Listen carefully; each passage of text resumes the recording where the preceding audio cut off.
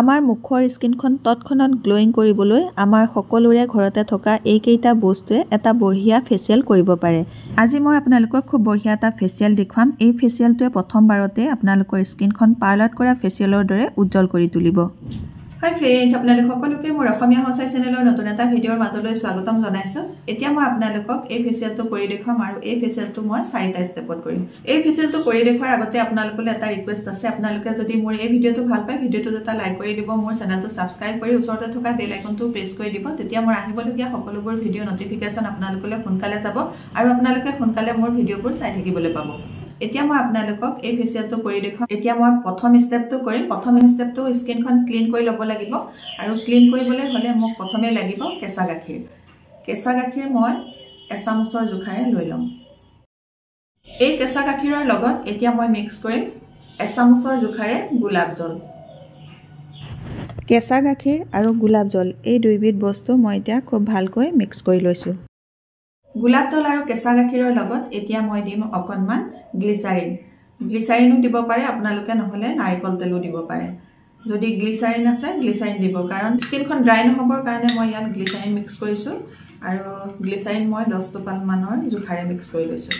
এতিয়া খুব বঢ়িয়া এটা ক্লিনজাৰ তৈয়াৰ হৈ গ'ল। এই ক্লিনজাৰটোত মই এটুকুৰা কটন তিয়াই ল'ম। তিয়াই লোৱাৰ পাছত এনেকৈ 2 মিনিট চাৰ্কুলাৰ মোচনত মাছাজ কৰি কৰি স্কিনখন ক্লিন কৰিম। এইদৰে যদি আপোনালোকে স্কিনখন ক্লিন কৰে, তেতিয়াহ'লে আপোনালোকৰ স্কিনখনত ব্লাড চাৰ্কুলেশ্যনো হ'ব আৰু লগতে আপোনালোকৰ স্কিনত লাগি থকা যিবোৰ লেতেৰা ধূলি বালি প্ৰদূষণ সেইবোৰো চাফা হ'ব। এইদৰে ক্লিন কৰিলে আপোনালোকৰ স্কিনখন ড্ৰাই নহ'ব। এতিয়া মই 2 মিনিট চাৰ্কুলাৰ মোচনত মাছাজ কৰি কৰি স্কিনখন ক্লিন কৰি ল'লোঁ। ক্লিন কৰি লোৱাৰ পাছত এটা মগত কুহুমীয়া পানী আনিছোঁ। এই কুহুমীয়া পানীতে এখন কোমল টাৱেল তিয়াই লৈ মুখখন মুচি ল'ম। আপোনালোকেও এই ফেচিয়েলটো কৰোঁতে কুহুমীয়া গৰম পানী ল'ব আৰু কুহুমীয়া গৰম পানীত এনেকৈ টাৱেল তিয়াই ক্লিন কৰাৰ পাছত আপোনালোকেও মুখখন মচি ল'ব। ক্লিন কৰি ল'লোঁ। ক্লিন কৰি লোৱাৰ পাছত এতিয়া কৰিম ছেকেণ্ড ষ্টেপটো। ছেকেণ্ড ষ্টেপত স্কিনখন স্ক্ৰাব কৰিব লাগিব। এই স্ক্ৰাবটো বনাবলৈ মই প্ৰথমে আনিছোঁ এটা কফিৰ পেকেট। এই কফিৰ পেকেটটোৰ পৰা মই এচামুচৰ জোখাৰে কফি লৈ লৈছোঁ। এয়া কফি ল'লোঁ এচামুচৰ জোখাৰে। এই কফিৰ লগত এতিয়া মই মিক্স কৰিম অকণমান গোলাপ জল। মই এচামুচ কফিৰ লগত এচামুচৰ জোখাৰে গোলাপ জল মিক্স কৰিছোঁ। দুইটা বস্তু মিক্স হৈ যোৱাৰ পাছত ইয়াতে মই অকণমান এয়া মৌ লৈছোঁ। তিনিওবিধ বস্তু মই এতিয়া ভালকৈ এয়া মিক্স কৰি লৈছোঁ। এতিয়া তৈয়াৰ হৈ গ'ল খুব বঢ়িয়া এটা স্কাৰ্ফ। এই স্কাৰ্ফটো প্ৰথমতে গোটেই মুখখনতে এনেকৈ লগাই ল'ব। লগাই লোৱাৰ পাছত আপোনালোকে মাছাজ কৰিব লাগিব। মাছাজ আপোনালোকে 3 পৰা 4 মিনিট কৰিব। এনেকৈ আপোনালোকে চাৰ্কুলাৰ মোচনত বা পাৰ ডাইৰেকশ্যনত মাছাজ কৰিব পাৰে।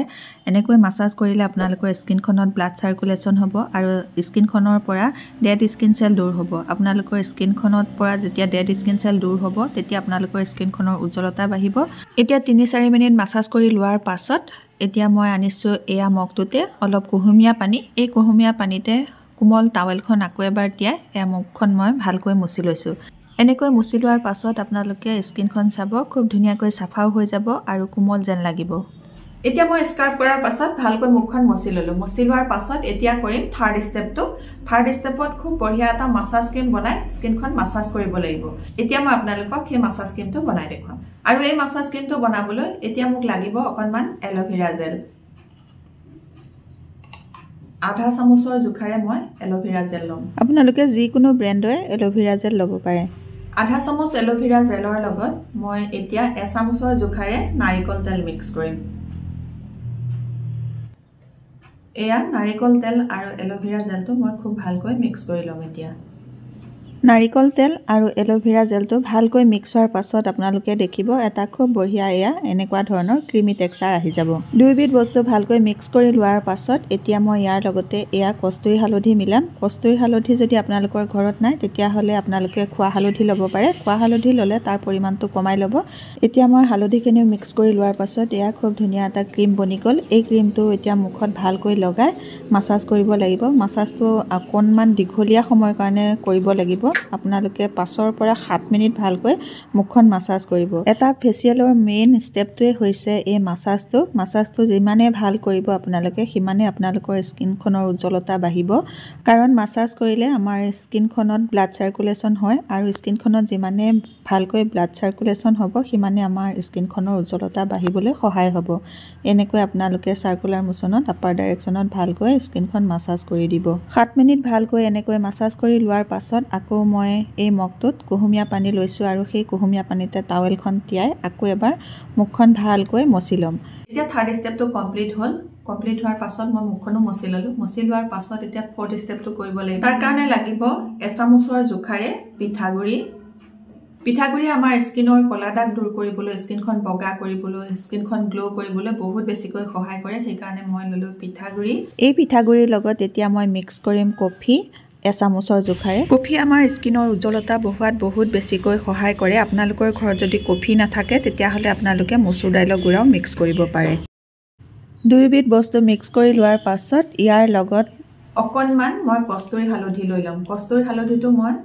এচামুচৰ 4 ভাগৰ এভাগ লম আপোনালোকে যদি ঘৰুৱা খোৱা হালধি লয় তেতিয়াহলে তাৰ পৰিমাণটো একেবাৰে কমাই ল'ব এয়া কস্তুৰী হালধি লৈ ললো কস্তুৰী হালধিটো ইয়াৰ লগত ভালকৈ মিক্স কৰি লম মিক্স কৰি লোৱাৰ পাছত ইয়াৰ লগত মিলাম অকণমান কেঁচা গাখীৰ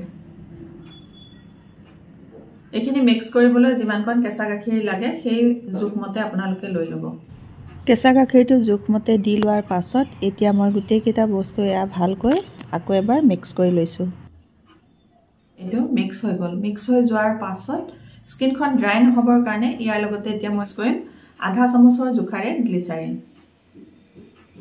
এতিয়া মই ইয়াতে এয়া গ্লিচাৰিন দি ললো দি লোৱাৰ পাছত মিক্স কৰি লৈছো গ্লিচাৰিনখিনি ভালকৈ মিক্স হৈ গল মিক্স হৈ যোৱাৰ পাছত এই ফেস পেকটো আপোনালোকে মুখত লগাব ফেস পেকটো লগোৱাৰ পাছতো আৰু এটা কাম আছে ফেস পেকটো লগাই আপোনালোকে 2 পৰা 3 মিনিট ভালকৈ স্কিনখন লাহে লাহে মাসাজ কৰিব বেছি প্ৰেছাৰ নিদিব লাহে লাহে মাসাজ কৰিব ওপৰে ওপৰে মাসাজ কৰিব এনেকৈ মাসাজ কৰি দিলে আপোনালোকৰ স্কিনখনৰ উজ্জ্বলতা দুগুণে বৃদ্ধি পাব এয়া মই মাসাজ কৰি ললো মাসাজ কৰি লোৱাৰ পাছত বাকি থকা যেটো ফেস পেক সেই ফেস পেকটো মই আকৌ এটা পলে ওপৰে ওপৰে এয়া সানি দিছো সানি লোৱাৰ পাছত আপোনালোকে 20 মিনিট ৰাখিব 20 মিনিট পাছত আপোনালোকে কুহুমীয়া ঠাণ্ডা পানীৰে মুখখন ভালকৈ ধুই পেলাব মুখখন ধোৱাৰ পাছত আপোনালোকে অকণমান নাৰিকল তেল লব তাতে অকণমান গ্লিচাৰিন মিলাব তাতে অকণমান আপোনালোকে এলোভেৰা জেল মিলাব এলোভেৰা জেলৰ লগত অকণমান আপোনালোকে ভিটামিন ই কেপচুলৰ অইলটো দুটোপাল লব লৈ পেলাই গোটেই কেইটা বস্তু মিক্স কৰিব মিক্স কৰি আপোনালোকে মুখত লগাব তেতিয়া আপোনালোকৰ স্কিনখন হাইড্ৰেট হৈ থাকিব আৰু আপোনালোকৰ স্কিনখনৰ উজ্জ্বলতাও বাঢ়িব আজিৰ এই ফেচিয়েলটো মই আপোনালোকক 4টা ষ্টেপত কৰি দেখুৱালো আপোনালোকে নিশ্চয় ফেচিয়েলটো ভাল পাইছে যদি ভাল পাইছে তেতিয়া হলে মোৰ চেনেলটো আপোনালোকে সাবস্ক্ৰাইব কৰি লব মোৰ ভিডিওটোত এটা লাইক কৰি দিব আৰু আপোনালোকৰ ফ্ৰেণ্ডৰ লগতো এই ভিডিওটো শেয়াৰ কৰি দিব আজিৰ ভিডিওটো মই ইমানতে সামৰিম নতুন এটা ভিডিওৰ সৈতে আপোনালোকৰ মাজলৈ মই আকৌ আহিম তেতিয়ালৈকে নমস্কাৰ আজিলৈ আহোঁ